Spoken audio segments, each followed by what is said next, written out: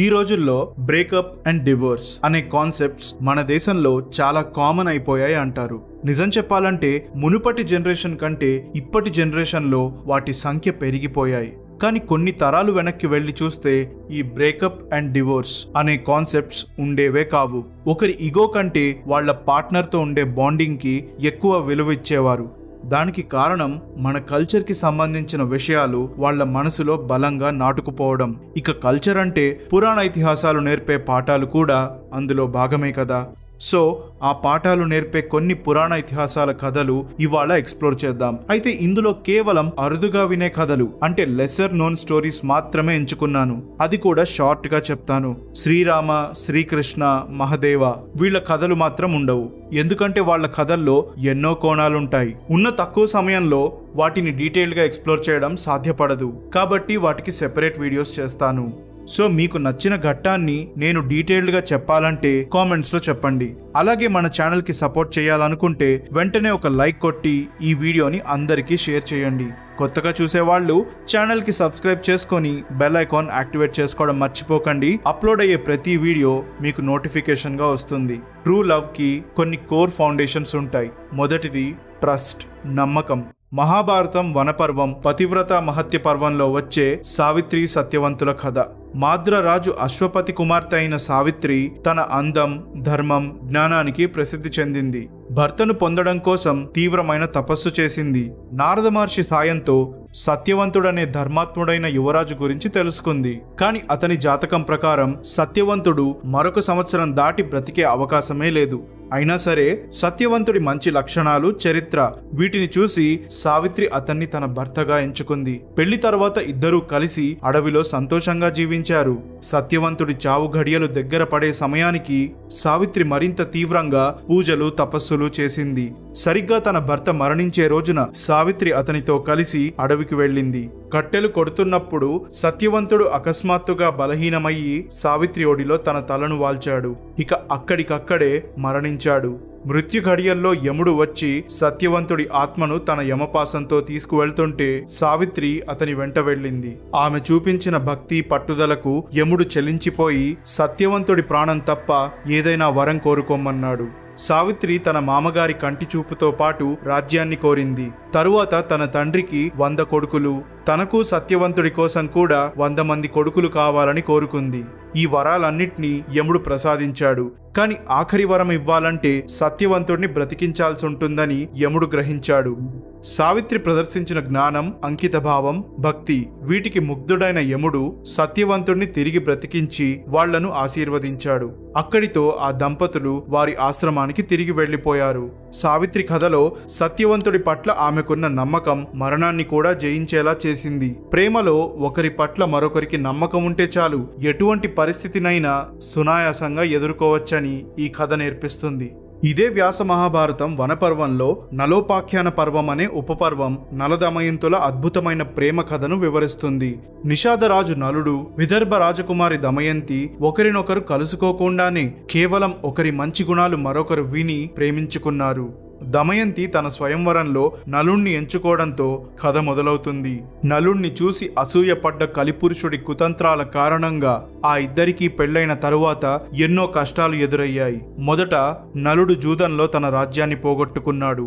ఆ తరువాత ఆ దంపతులు కొంతకాలం ఒకరికొకరు దూరమయ్యి అజ్ఞాతంలో జీవించారు. ఇద్దరూ విడివిడిగా ఉన్నప్పటికీ ఒకరి దుస్థితి మరొకరు అర్థం చేసుకొని బాధపడ్డారు. కానీ ఎదుటి వ్యక్తిని మర్చిపోవాలని మాత్రం అనుకోలేదు. అది మాత్రమే కాదు, ఎందరో వ్యక్తులు దమయంతిని వివాహం చేసుకోవడానికి ముందుకు వచ్చారు. కానీ ఆవిడ నలుడు తిరిగి వస్తాడన్న నమ్మకాన్ని ఏమాత్రం కోల్పోలేదు. ఈ మధ్యలో ఒక సర్పం కాటు వెయ్యడంతో నలుడు బహూక అనే మరుగుజ్జుగా రూపాంతరం చెందాడు. ఇటువంటి పరిస్థితిలో కూడా నలుడు ఏమాత్రం కృంగిపోలేదు. వినయ నైపుణ్యాలు ప్రదర్శిస్తూ ఋతుపర్ణ రాజుకి రథసారథిగా ఉంటూ సేవ చేశాడు. కలిపురుషుడు సృష్టించిన కష్టాలన్నీ కూడా నలుడిలో ఓర్పు, సహనాన్ని పెంచాయి కానీ క్షీణింపచేయలేదు. అయితే ఒకరోజు నలుడు బ్రతికున్నాడో లేదో తెలియని దమయంతి అతన్ని అజ్ఞాతం నుంచి బయటకు తీసుకురావాలనే ఉద్దేశంతో మరునాడు మళ్లీ పెళ్లి చేసుకుంటానని ప్రకటించింది. ఋతుపర్ణుడు ఆమెను వివాహం చేసుకోవడానికి బహూకతో వేగంగా దూసుకొని వెళ్ళాడు. మొదట్లో దమయంతి మరుగుజ్జుగా ఉన్న నలుణ్ణి గుర్తించలేదు. కాని గుర్రాలను వేగంగా నడిపించడంలో నలుణ్ణి మించినవాడు లేడన్న విషయం గుర్తు చేసుకొని ఆ వ్యక్తి నలుడేనని సందేహపడింది. ఆమె అతన్ని ప్రశ్నించిన తరువాత బహూక తిరిగి నలుడిగా మారిపోయాడు. ఈ విధంగా ఇద్దరూ మళ్లీ కలిశారు. ఇక ఋతుపర్ణుడి నుంచి జూదకళ నేర్చుకున్న నలుడు ఆ ప్రతిభను ఉపయోగించి తాను కోల్పోయినవన్నీ తిరిగి పొందాడు. ఒకరినొకరు సరిగ్గా అర్థం చేసుకోవడంలో ప్రేమ ఉంటుందని, దానితో పాటు ఒకరంటే మరొకరికి నమ్మకం ఉండాలని ఈ కథ నేర్పిస్తుంది.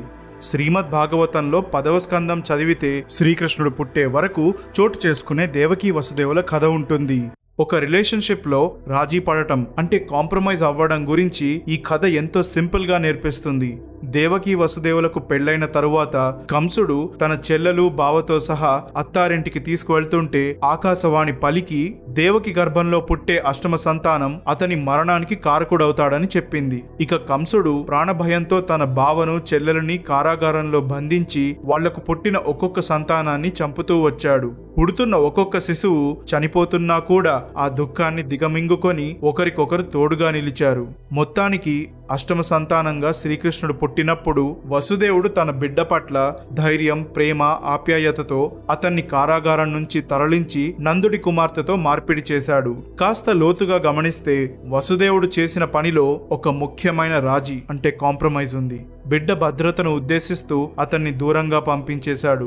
ఇదే ఘట్టంలో దేవకి పాత్ర కూడా ఎంతో బలంగా ఉంటుంది. తన భర్త చేసిన పనిని నమ్ముతూ భవిష్యత్తులో జరగబోయే మంచిని దృష్టిలో పెట్టుకొని తన శిశువును విడిచిపెట్టడంలో తన సాహసాన్ని చూపిస్తుంది. భాగవత పురాణంలో వివరించిన ఈ దేవకీ వసుదేవుల కథ కేవలం తల్లిదండ్రుల ప్రేమ, త్యాగం వివరించే కథనం మాత్రమే కాదు, భార్యాభర్తల మధ్య ఉండే బంధం ఎంత బలంగా ఉంటుందో చూపిస్తుంది. జీవితంలో వచ్చే అత్యంత భయంకరమైన సవాళ్లను అధిగమించడంలో రాజీ అంటే కాంప్రమైజ్ అనే అంశం ఎంతో ముఖ్యమైన పాత్ర పోషిస్తుందని వివరిస్తుంది. ఇదే రాజీ పడటం అనే అంశం రిలేషన్షిప్స్ లో వచ్చే మనస్పర్ధలు సామరస్యంగా సాల్వ్ చేసుకోవడానికి ఉపయోగపడుతుంది. ప్రేమలోనైనా పెళ్లిలోనైనా ఆ దంపతులు పంచుకునే వాటిల్లో విలువలు, లక్ష్యాలు కూడా ఒక భాగం. దీనికి భాగవత పురాణం 4వ స్కందం 1 నుంచి 4వ అధ్యాయాల్లో అత్రిముని, అతని భార్య అనసూయ ఇద్దరికీ సంబంధించిన కథ సరైన ఉదాహరణగా ఉంటుంది.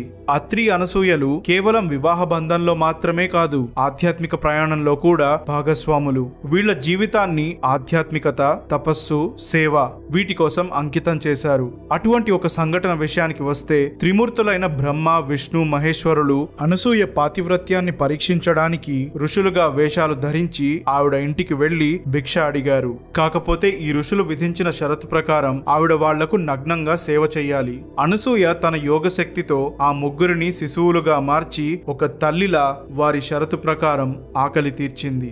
ఇలా చేసి తన పాతివ్రత్యాన్ని కూడా కాపాడుకుంది. ఈ కథ ఆవిడలో ఉన్న జ్ఞానంతో పాటు ఆవిడలో ఉన్న తపోశక్తికి ఒక నిదర్శనం. ఇదే తపోశక్తిని పిల్లలు పుట్టడానికి అనసూయ తన భర్తతో కలిసి సమాన రీతిలో ప్రదర్శించింది. ఇద్దరి భక్తికి సంతోషించిన త్రిమూర్తులు వారి పిల్లలుగా జన్మించారు. బ్రహ్మ చంద్రుడిగా, విష్ణు దత్తాత్రేయుడిగా, శివుడు దూర్వాస మహర్షిగా పుట్టారు.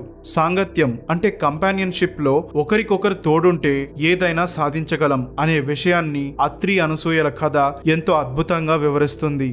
వాల్మీకి రామాయణంలో సీతారాముళ్లతో పాటు మరికొందరి దంపతుల కథలు కూడా కొన్ని ముఖ్యమైన విషయాలు నేర్పిస్తాయి.